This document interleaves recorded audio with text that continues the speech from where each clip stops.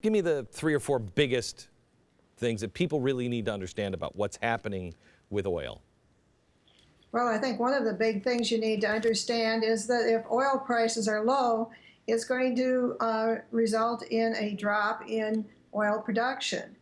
I think this is something that people don't really realize. They assume that peak oil or the downturn in oil production that may be permanent is going to come because oil prices are high, but it may very well come the opposite direction. Now, if the prices are too low, they couldn't go home. I'm concerned that because this is kind of what Saudi Arabia did when we were going to make synth oil back in the 1980s. And they just collapsed the price of oil. And I think they got it down to like $14 a barrel or something like that.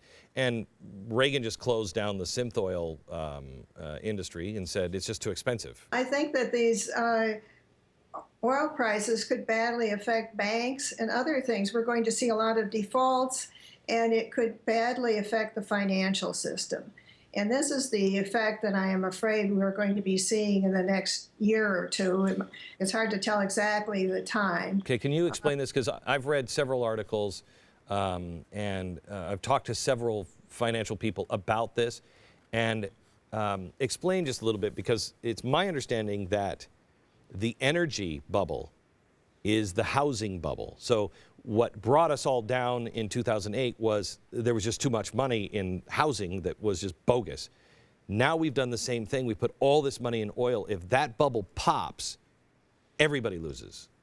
And we go through another 2008 much bigger. Well, I think we're headed for another 2008 much bigger, but I think we also have all kinds of derivatives that are thrown in with it too.